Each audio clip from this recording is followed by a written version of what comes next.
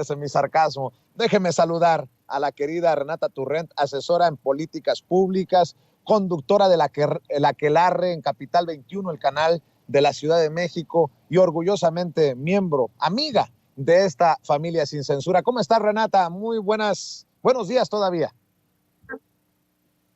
Amigo querido, qué gusto estar contigo, con toda la hermosa audiencia de esta bella familia. Me da muchísimo gusto estar por acá.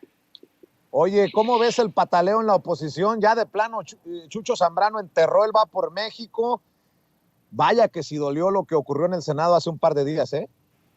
Vaya que sí, yo creo que es muy interesante ver cómo esta alianza que por supuesto no empezó ayer y que era una alianza que tenía el PRI y el PAN de manera informal hace pues ya varios años, ¿no? El PRI y el PAN han sido aliados políticos pues desde que Fox entró a la presidencia y básicamente su proyecto fue una continuidad del nuevo PRI, del PRI neoliberal, quizá hasta le metió más velocidad al neoliberalismo que presentaba el salinismo del PRI. Entonces, es una alianza, por lo menos no la tenían tan amarrada como ahora, pero pues han sido aliados políticos por muchísimos años. El Pacto por México, por supuesto, pero que ahora que por sobrevivencia sobre todo del PRI, necesitan y ante el crecimiento tan fuerte de Morena, tienen que hacer esta alianza ya mucho más formal, no solamente quizá esta alianza legislativa, sino la alianza electoral. Entonces los intereses empiezan a salir a brote y el tener que hacer política interna empieza a ser una necesidad para ambos partidos, ¿no? Sobre todo en la coyuntura de que se vienen las elecciones del Estado de México y de Coahuila, que son los últimos dos espacios que tiene el PRI a nivel estatal y que pues por supuesto hay ahí intereses muy importantes de a quién se decide, quién se pone. Entonces digamos, estas dos fuerzas políticas, el PRI y el PAN empiezan a pelearse y después pues el PRD lo mismo, ¿no? Y ahí tenemos a Mancera por un lado, por el otro. Entonces creo que esto nos demuestra que cualquier vida partidista interna es compleja. Morena tiene sus propios problemas internos, por supuesto, pero que en esta alianza de todos con todos, pues por supuesto que es mucho más complejo llegar a un acuerdo porque no hay una unidad ideológica, no hay un proyecto de nación más allá de estar golpeando a cualquier cosa que diga la 4T o en específico el presidente. Entonces, cuando no hay una ideología clara, como por lo menos en Morena sí existe, pues claro, si en Morena que existe un proyecto de nación por lo menos claro, hay problemas internos, ahora imagínense ustedes con tres partidos que de origen son muy distintos, ¿no? Y que tendrían que haber permanecido fieles a sus estatutos, a sus ideologías, los juntas a todos por un interés partidista, porque ni siquiera por un interés de seguir manteniendo el poder a toda costa, pues claro, acaban saliendo rasguños, sobre todo cuando vienen procesos electorales tan importantes en el Estado de México, en Coahuila y por supuesto hacia el 24. Entonces yo auguro que mientras se acerque el 24, incluso mientras se acerquen las elecciones del Estado de México y de Coahuila, estas diferencias se van a poner mucho más fuertes, ¿no? Porque hay intereses muy importantes de lo poco que le queda a la oposición para defender y que pareciera ser que estos intereses están siendo mucho más fuertes que esa unión que logró operar Claudio X González para tratar de tirar a Morena y que hasta ahora no ha sido exitosa. Mi querida Renata, otra vez el presidente pone sobre la mesa esta posibilidad de las mañaneras 7 días a la semana, mañaneras el fin de semana. Sería desgastante mucho pedirle al presidente, pero cada vez que lo menciona genera olas, y es que es lo más efectivo del gobierno que encabeza el presidente Andrés Manuel López Obrador para hacerle frente a la infodemia, a las noticias falsas, a las narrativas politiqueras de la oposición. Fíjate, hoy precisamente Germán Martínez, quien en algún momento fue director del IMSS, fue senador de Morena, ahora chafea y se va al Grupo Plural, ahí donde está Gustavo Madero, Emilio Álvarez y Casa y todos estos personajes impresentables, pues salió con Ciro Gómez Leiva a hablar precisamente de las mañaneras. Vamos a escuchar, si me permites, esto que dijo: la mañanera se está convirtiendo en sermones fúnebres y otras cosas. Escuche lo que dice el que fue aliado y que traicionó al movimiento, ahora desbocado, crítico, golpeador del presidente Andrés Manuel López Obrador, Germán Martínez. Mañanera se está convirtiendo en sermones fúnebres de todas las semanas y con pretextos y echarle la culpa al pasado. Pues yo quería un presidente para que resolviera mis problemas y me diera horizonte de esperanza y de porvenir para mis hijos, para mañana. Un presidente habla del mañana.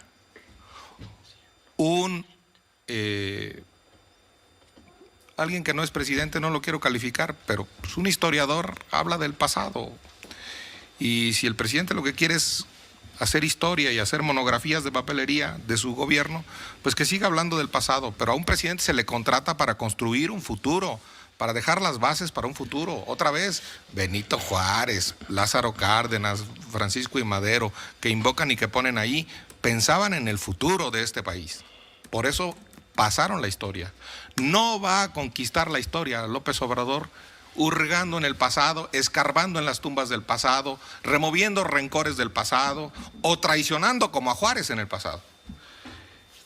Dice el presidente... A ver, Ceci. Qué poca madre, perdón, Renata, tú no eres grosera como yo, pero qué poca madre de Germán Martínez, que resultó ser igual o peor de malagradecido que Lili Téllez. Pero bueno, para que le pidan que no vaya a comer con aguacate, no le vaya a hacer daño a don Germán Martínez, pásenle por favor también que el presidente habló de la posibilidad de tener mañaneras el fin de semana. Usted tiene las declaraciones, Ceci, del presidente hace rato en la mañanera, porque veo cómo les duele este ejercicio de la mañanera, pero le duela a quien le duela, le pese a quien le pese, las mañaneras continúan y en un descuido hasta se expanden. Por eso tengo hasta ganas de hacer la mañanera los sábados y domingos. Sí. ¿Ustedes qué opinan? A ver, vamos a hacer una votación. Que levanten la mano los que quieran mañanera, sábados y domingos. A ver, hasta ahí. Bueno, son como uno. A ver, manténganla. 2, 3, 4, 5, 6, 7, 8, 9, 10, 11, 12. Bájenla. Que levanten la mano los que no quieran mañanera ni sábados y domingos, sino nada más de lunes a viernes. Pues va a haber mañanera, sábados y domingos. A ver, que levanten la Oigan, mano. El sentido del humor que tanto les molesta a los opositores ahí, el presidente haciendo consultas a mano alzada, mi querida Renata, pues yo también levanto la mano para que se anime a hacer mañaneras el fin de semana el presidente. Yo levanto la mano, por supuesto, sería fantástico. Yo extraño muchísimo las mañaneras, también los fines de semana. Pero fíjate, querido Vicente y querido auditorio, varias cosas que yo tomaba notas ahorita mientras escuchaba a Germán Martínez. Lo primero, lo que tú mencionas, creo que es importantísimo. Es muy curioso cómo ciertos políticos tienen el descaro de olvidar de dónde, por quién están en el puesto en el que están, ¿no? Lili Téllez, este señor Germán Martínez, que recordemos que fue pieza fundamental del calderonismo y que este movimiento amplio creyó en que podía aportar algo y que después traicionan a quien les abrió la puerta para construir un proyecto de nación y empiezan a decir una sarta de tonterías, como si la gente no supiera por qué están parados hoy en el lugar que están parados. Y creo que eso cualquier persona nos damos cuenta. Esto no significa que a fuerza tengas que estar de acuerdo con el presidente en absolutamente todo, pero de ahí a que, gracias a que te montaste en la causa de la Cuarta Transformación, tienes un puesto político y que estás traicionando, por lo menos uno diría, bueno, un poco de mesura, ¿no? Es de verdad ese cinismo muy característico, muy sintomático de cómo opera la oposición. Entonces eso como primer punto que creo que es siempre importante denunciar que el cinismo de estos políticos que se comportan a la Lili Telles o a la Germán Martínez que tuvo a su cargo una institución tan importante como el IMSS, ¿no? Y que se le dio la oportunidad de colaborar a pesar de pues que tiene un pasado, digo, nadie quisiéramos haber estado en el calderonismo, creo yo, ¿no? Pero parece que hay algunos que sí. En segundo lugar, a mí me parece importante analizar un segundo el discurso de Germán Martínez, en específico estas dos cosas. La primera dice que el presidente se quiere pasar haciendo monografías del pasado y que solo le interesa hablar de historia y que no es historiador y que para eso. Este es el mismo discurso que tuvieron los neoliberales a lo largo de su periodo donde trataron, y esto siempre lo dice el presidente y tiene razón, trataron de borrar la historia como un componente político actual que tenía relevancia. Es decir, los neoliberales decían, la historia ya pasó, no nos sirve de nada pensar en la historia. ¿Cómo no nos va a servir? ¿Cómo no le va a servir a un país entender su historia para no caer en los mismos errores, para saber de dónde venimos, para saber por qué se construyó el sistema político que tenemos? ¿Cómo no nos va a importar la historia? ¿Cómo? Y Andrés Manuel López Obrador ha representado una reivindicación de la importancia de un pueblo, de saber su historia como un componente de memoria, un componente de orgullo nacional. Él ha hecho eso, parte de las mañaneras es reivindicar eso que durante 30 y tantos años los neoliberales trataron de borrar. Yo personalmente se los cuento como anécdota, mis clases de historia eran nulas. Yo he aprendido muchísimo de historia gracias a las mañaneras y yo creo que es la realidad de muchos mexicanos y mexicanas que nos sometimos, que por nuestra edad, yo soy hija del neoliberalismo, ¿no? Tengo 35 años, entonces literalmente toda mi vida viví el neoliberalismo y parte de esto fue esa privación de saber quién es nuestro país, de dónde venimos, cuál es nuestra historia, por lo menos parcialmente, ¿no? Y que hoy el presidente trata de reivindicar y que Germán Martínez y compañía regresan a ese pensamiento neoliberal de la historia no sirve de nada, estamos en el presente. Señor, estamos en el presente que estamos por una historia que tenemos y que es importante conocer. Entonces, eso a mí me parece muy sintomático de cómo el chip neoliberal de este señor que siempre ha tenido regresa y regresa y regresa a tratar de imponer algo que por primera vez después de 30 y tantos años se está tratando de reivindicar. Y lo segundo dice, a un presidente se le contrata. No, a un presidente no se le contrata. Señor, esto es una democracia. Esa idea también neoliberal de pensar que los servidores públicos son simplemente alguien contratado como si fuera una empresa. Es parte de no entender la historia de un país, la historia de una democracia y de querer mercantilizar todo, de querer mercantilizar la vida pública de un país. No, es muchísimo más que una contratación, como se le quiere ver a cualquier servidor público. Un servidor público tiene un compromiso con la patria. Y que este modelo neoliberal de mercantilizar todo hasta el servicio público, de decir, se te contrata para algo. No, es muchísimo más profundo que eso, pero ellos vieron sus puestos políticos como si fuera simplemente, y con esto no quiero decir que manejar una empresa sea sencillo, por supuesto que no lo es. Es muy complicado, por supuesto, pero es distinto, es una función distinta.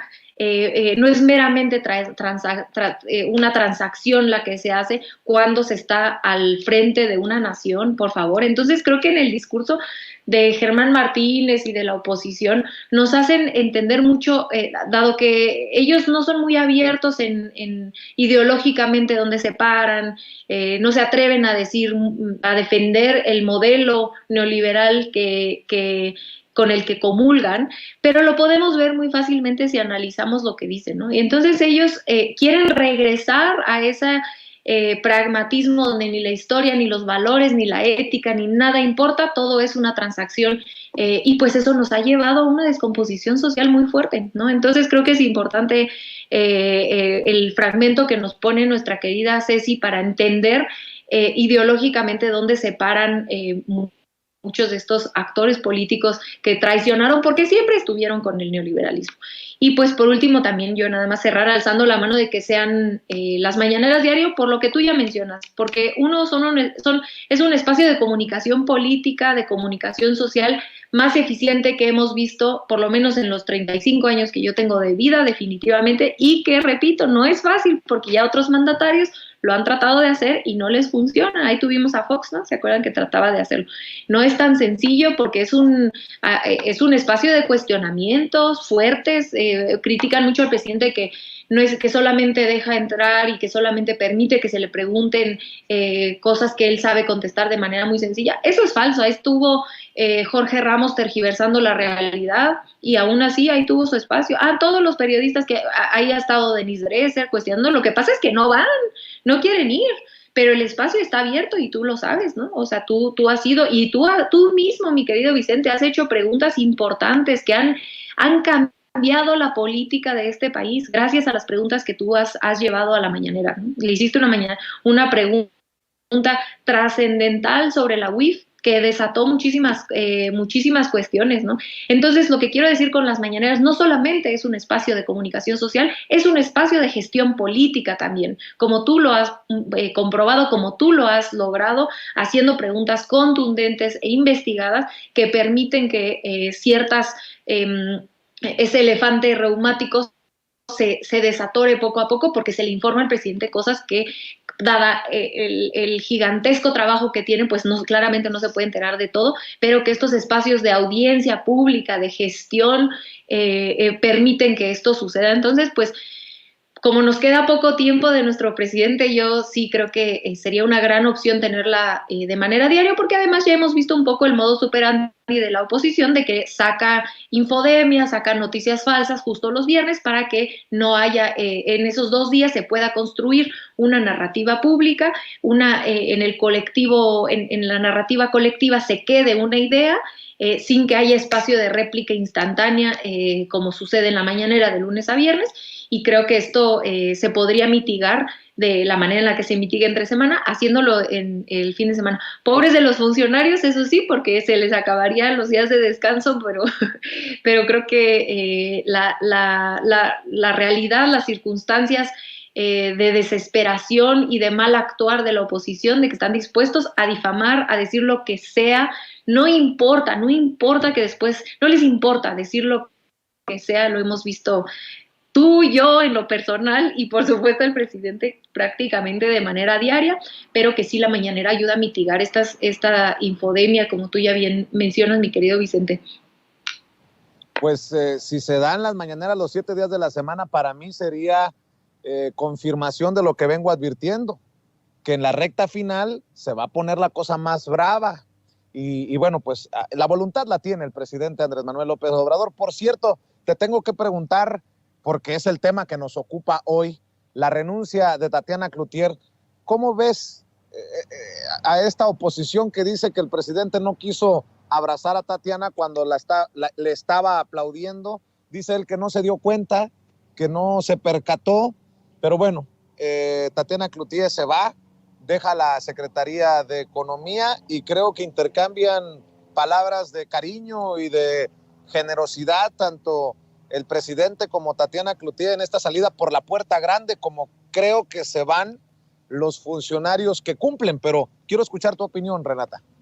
Estoy totalmente de acuerdo contigo. Creo que son conjeturas no sé si han visto en Twitter una cuenta de una señora que según esto hace análisis del lenguaje corporal, que es de verdad, parece parodia, ¿no? Pero no lo es. Y creo que la oposición está tan desesperada que trata de buscar símbolos donde no existen, ¿no? Estaba aplaudiendo claramente al presidente y pudo haber sido una cuestión que nos pasa a todos. Todo el mundo hemos estado en una situación así de que te vas a acercar a dar beso y no te dan. Yo más bien lo leo como algo que nos pasa a todos en un intercambio físico de cariño, pero que si escuchamos al presidente, cómo empieza la mañanera hoy, diciendo que le pidió que se quedara a la secretaria, que la quiere mucho, lo dijo, que hizo un gran trabajo, que la ayudó. La invita a la mañanera que se vaya por la puerta grande. Ella da una carta muy emotiva, de mucho cariño al presidente. Yo de verdad pienso así como, si tienes toda esta evidencia, ¿no? De todo esto que mencionó, la carta, el que se va de la puerta por la puerta grande, que la quiere mucho, que le dijo que se quedara, etcétera, la carta que hace, que ella lee, que casi llora, pero hay un detalle por ahí, y entonces toda la atención de la oposición se centra en un detalle irrelevante desde mi punto de vista, como para tratar de borrar todo lo demás que todos vimos con nuestros propios ojos. De verdad es inverosímil el nivel al que se atreven a llegar, ¿no? En la oposición con tal de pegarle al presidente o a la secretaria. Entonces eso de verdad me parece increíble. Yo creo que el presidente es muy obvio en cuanto a como bien dices, cuando le da la despedida a un funcionario o funcionaria que le ha cumplido a la patria, ni siquiera a él, a la patria, eh, contra alguien que no. Recordemos cómo fue la salida, por ejemplo, de Irma Heréndida, que claramente fue una salida mucho más fuerte, mucho menos cariñosa, fue un video ahí que subió a sus redes sociales.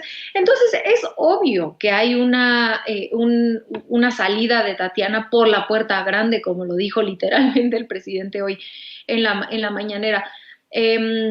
Habrá que esperar a ver cuál es lo que ella habrá decidido, pero a mí sí me gustaría decir que yo no coincido con Tatiana Cloutier en algunas cuestiones políticas, ideológicas, pero creo que le aportó muchísimo a la Cuarta Transformación. Creo que fue una funcionaria pública de primer nivel, que duele mucho, ¿no? Que se vaya, pero que yo sí le creo lo que dice en su carta, que ella se retira por la razón que sea, ¿no? Si va a ser porque tiene otras aspiraciones o porque está cansada. Ahora sí que la razón que ella tenga pues será válida, pero sí creo que estará apoyando a este proyecto como lo ha hecho desde hace muchísimos años, y su aportación en campaña de Andrés Manuel López Obrador y como funcionaria pública son, creo yo, incuestionables. Querida Renata, se viene la nueva batalla, dice Claudio X González, ya dictó línea desde Twitter, a ver quién le hace caso en esta alianza putrefacta. Escribió hace unas horas, dice: la siguiente gran batalla en el plano legislativo es la defensa del INE. Comenzará pronto. Está en juego la democracia electoral como la conocemos. Es menester para la deriva autoritaria del régimen. Sin ciudadanía no hay INE, y sin INE no hay democracia. Ahí nomás te la dejo de tarea, querida Renata.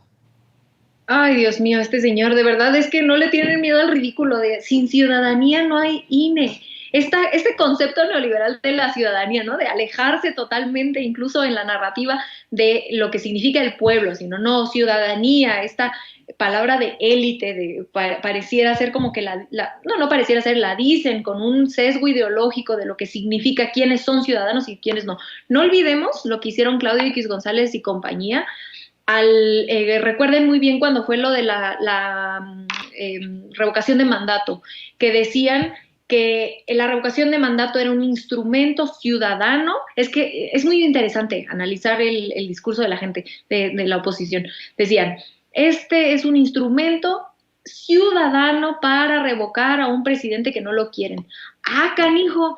Entonces nosotros los que firmamos para la revocación de mandato no somos ciudadanos, ¿o cómo? Es que eso es lo que están diciendo desde hace muchísimo tiempo. Los ciudadanos son esa parte de la sociedad intelectual, iluminados, no la gente normal que creemos en la popularización de la democracia, no esa gente, ellos creen que la ciudadanía es esa gente que tiene 80 títulos en el extranjero y que la gente de a pie no puede tener una opinión igualmente válida, igualmente importante, maravillosa, profunda, un análisis político de primer nivel como lo tiene el pueblo mexicano. Yo coincido plenamente con el presidente en que México debe ser uno de los pueblos más politizados, y que contrasta esa idea de pueblo que el presidente defiende y que todos debemos defender porque la política tiene que ser de todos y todos tenemos derecho a opinar de lo que nos parece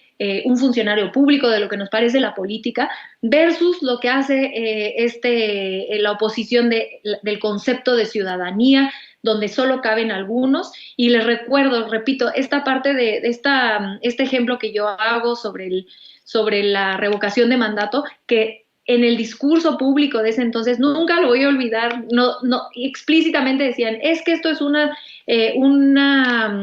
herramienta para la ciudadanía. Y yo, porque yo debatía mucho en ese entonces de este tema, yo les decía, entonces me estás diciendo que yo no soy ciudadana porque yo fui a firmar para la revocación, para que se activara el mecanismo de revocación. Entonces, ¿por qué crees que tú tienes el derecho de definir quién es la ciudadanía y quién no? Si yo soy ciudadana mexicana y yo fui a firmar, ¿no? Yo personalmente, igual que muchos otros compañeros y compañeras. Entonces, no tienes el monopolio de la decisión de qué significa ciudadanía.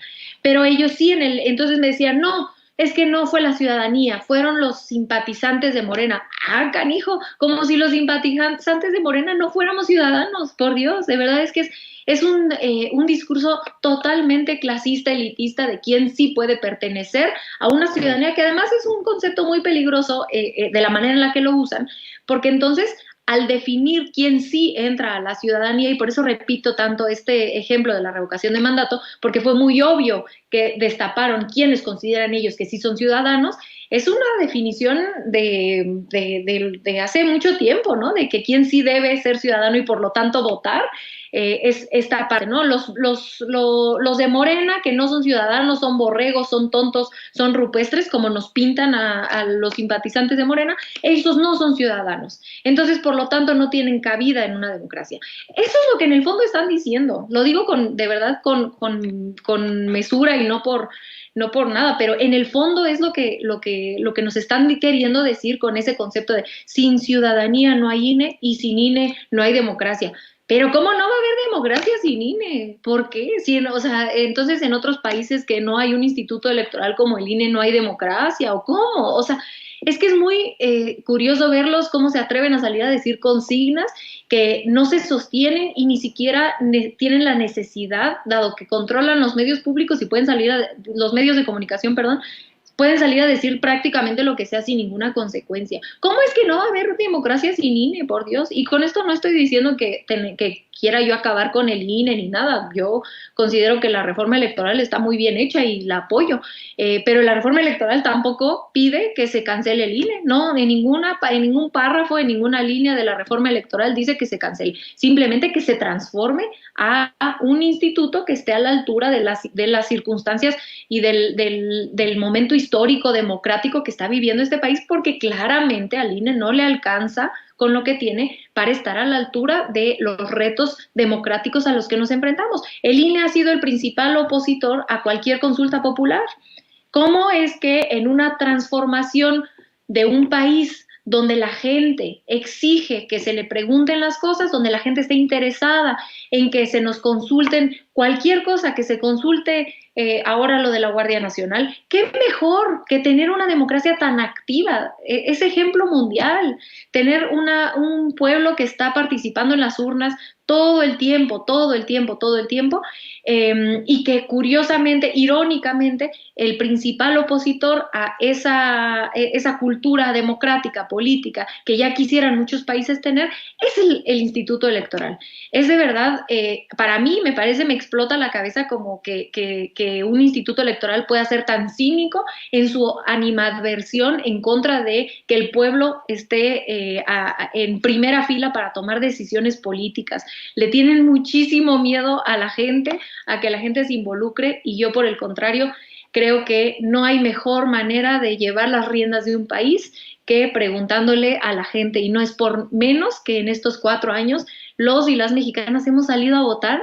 Ya hasta se me olvidó, yo siempre lo iba contando ahí en mis redes sociales, pero de que nació mi hija, que ahora creo que hemos ido a votar como 5 veces. Qué belleza que nuestras hijas puedan ir a votar cada 6 meses, cada tanto, porque eso es a lo que aspiran las democracias más avanzadas del mundo. Lo que pasa es que esta gente que cree que que alaban a Estados Unidos y todo, se les olvida que en Estados Unidos se consulta todo, lo alaban, pero se callan en estas cuestiones de democracia participativa, donde en Estados Unidos hay revocación de mandato, en Estados Unidos se vota si se pasa la marihuana o no, por ejemplo, se votan un montón de derechos, un montón de cosas, y qué bueno, porque eso nos da ¿a quién vamos a confiar más? ¿En la opinión de unos cuantos que tienen, que están en el poder, o en lo que la mayoría quiera de la gente? Pues es que eso es la democracia. Entonces yo creo que ellos solo se exhiben. Ese tuit es muy emblemático de la manera en la que la oposición piensa en cuanto a la democracia, y qué bueno que lo digan así tan abiertamente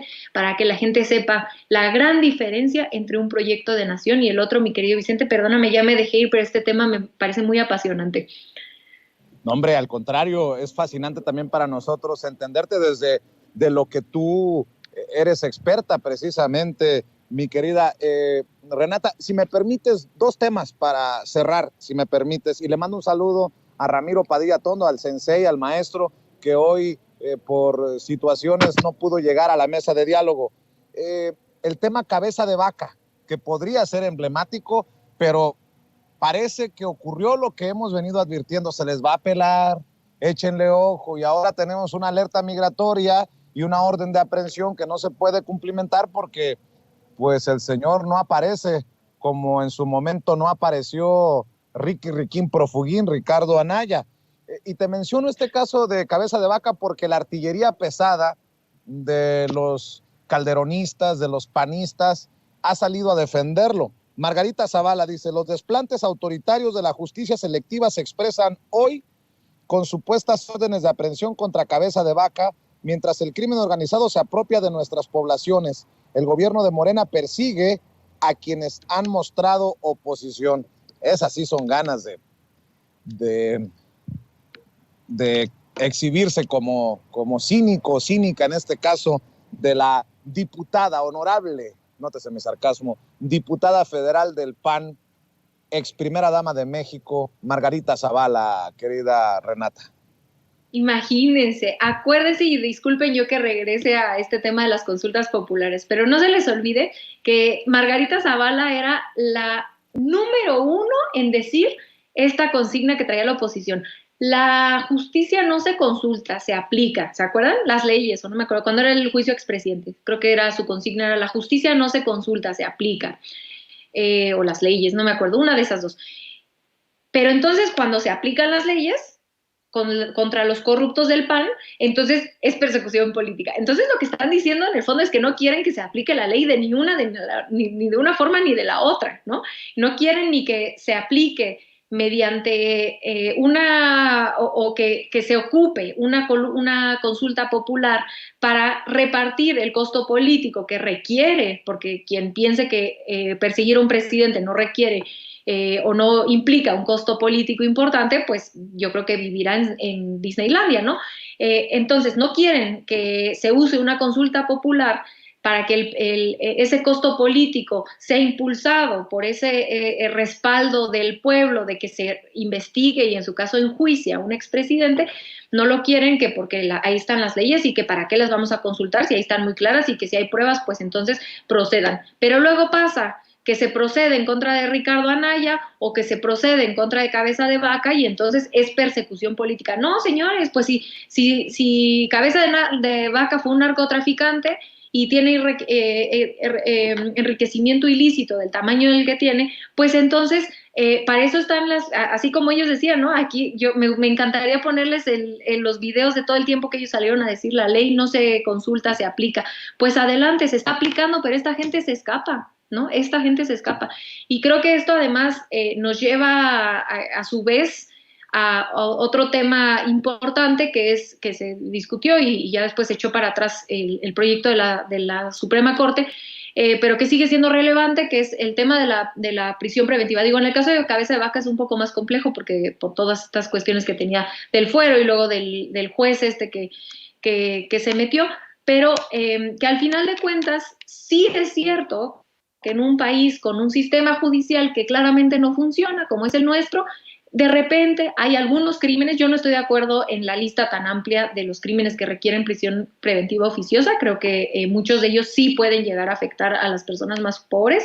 Eh, entonces yo soy de la idea de que esa lista debería ser mucho más pequeña, pero que en esa lista pequeña pues sí tendrían que estar los crímenes de aquellas personas que suelen tener los recursos políticos y económicos para fugarse del país, como Ricardo Anaya, como Cabeza de Vaca, como los delincuentes de cuello blanco.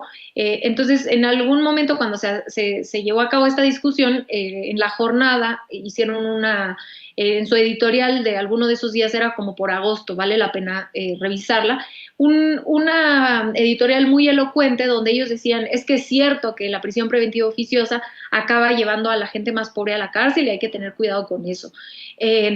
Pero hay crímenes muy específicos que claramente la gente más pobre no comete, como los crímenes de evasión de impuestos, de enriquecimiento ilícito, etcétera, que son muy específicos de cierta clase política, económica de la élite, que sí tienen los recursos económicos y políticos para fugarse y que la justicia no les llegue, donde sí tendría que aplicarse, dado que el sistema de procuración de justicia y después el sistema judicial claramente no funcionan. Entonces, creo que este tema de Cabeza de Vaca nos regresa a muchos temas donde es como, ya ven que sí hay necesidad de debatir, por lo menos de manera fuera de las consignas, que hay un problema muy grave en la procuración de justicia, sobre todo con personas que tienen acceso a muchísimo poder. Entonces, pues ojalá que pronto pueda por lo menos dar la cara para dar un juicio, para que se lleve a cabo un juicio y la gente que ha sido afectada por los presuntos crímenes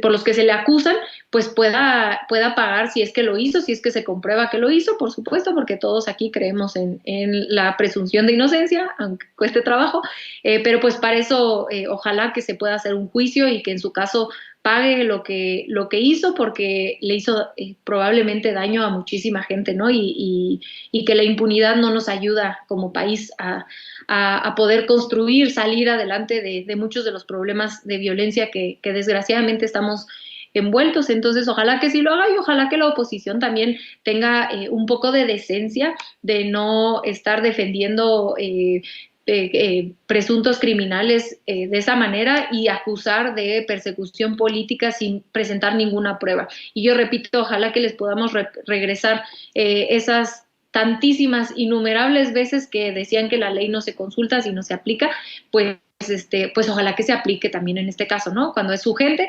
Curiosamente, muchos de los ahora perseguidos políticos, y si no me están viendo, estoy haciendo comillas, nótese mi sarcasmo, como dice mi querido Vicente, pues vienen del PAN, ¿no? Es muy curioso cómo el PAN ha podido construir esta narrativa de que ellos no son tan corruptos como los del PRI o tan malandros como los del PRI.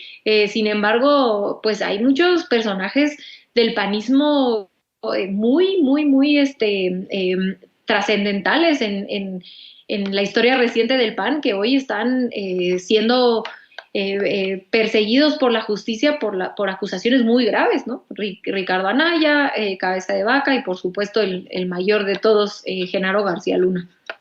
Así es. Oye, Renata, y para cerrar, porque tú has sido en algún momento candidata, has buscado ser elegida a un puesto, porque precisamente le sabes a la política y porque también has sido blanco de campañas. ¿Qué piensas de Lili Téllez? O bueno, ya deja tú Lili Téllez. Esta política de apostarle a la carroña, a lo peor. Ya ves Lili Téllez con su cállate y siéntate Napoleón y tus croquetas. Y ahora veo también una campañita contra la esposa del presidente, Beatriz Gutiérrez Müller, que me parecen ataques muy bajos, personales y lamentables calumnias. ¿Ante qué estamos, Renata? Ya deja tú los gritos, los temas tan bajos y la forma de hacer política tan a los sopilotes, ¿no? Que buscan la carne y comer literalmente lo que se les atraviesa. ¿Qué piensas de esto? Para cerrar, querida Renata, porque yo me pregunto, si yo le hablara así a Lili Téllez, como ella le gritoneó al senador Napoleón Gómez Urrutia, lo primero me acusarían de misógino. O si yo cuando me la encontré en el Senado le hubiera respondido a besos, me hubieran acusado de todo. ¿Por qué pareciera que se están dando estas libertades, algunos dirían libertinaje, desde la política en la que pareciera que todo se vale, y no creo que todo se valga, sobre todo golpes personales, privados, íntimos? No sé, dame tu opinión, querida Renata. Totalmente de acuerdo, mi querido Vicente. A mí me parecen dos cosas o dos ejes en los que yo contestaría esta gran pregunta. La primera es este comportamiento de ciertos legisladores de esta actitud de me da igual, ¿no? Me vale gritarle a otro compañero con quien puedo tener desacuerdos, pero me da igual gritarle, me da igual calumniarlo, no me importa cómo se me vea, porque recordemos cómo llegaron curiosamente esos legisladores que hoy se comportan de esa forma al poder. Llegaron por plurinominales, no llegaron porque los votaron. Entonces, esto nos regresa a la reforma electoral. Qué bueno que se acaben, que todos los legisladores tengan que pedir el voto. Qué bueno que se repiense la manera en la que tenemos a los plurinominales o que se disminuya. No estoy diciendo a fuerza que tiene que ser exactamente como viene la reforma, pero que sí repensemos quiénes están llegando a esos lugares de poder vía plurinominal. Y recordemos a la senadora, a la diputada del PRI, que se burló de la gente con el tema de la reforma eléctrica, era una plurinominal. Lili Téllez, ¿no? Germán Martínez me parece que también es plurinominal. Recordemos cómo llegaron al poder y entonces, si esta gente se sometiera al voto popular, yo tengo la sospecha de que se comportarían de otra manera, porque claramente a la gente no le gusta ver que cualquier legislador, independientemente si estás de acuerdo o no, pienso por ejemplo hay legisladores muy frontales. Andrea Chávez es muy frontal y tiene argumentos muy fuertes, pero jamás insulta, jamás va a insultar. Ella va a dar su argumento fuerte, político, de manera muy respetuosa. Eso sí, nadie está diciendo que todos tienen que estar de acuerdo, para eso es el legislativo, porque nos están representando al pueblo en las cuestiones que tienen, en las que no estamos de acuerdo y que se puede debatir fuerte. Pero de ahí a calumniar o de ahí a insultar, eso es otro paso muy distinto, el cual yo les aseguro que si esta gente se tuviera que someter al voto popular, se comportarían con mucho más mesura, porque a la gente no creo que le guste ver estos shows de insultos cuando tendrían que estar ahí conversando, convenciendo, haciendo política, ¿no? Entonces, yo creo que este tipo de abusos por parte de ciertos legisladores en sus narrativas, en sus maneras de actuar, pues sería muy bueno pensar de qué manera lo podríamos mitigar mediante, por lo menos disminuir las plurinominales.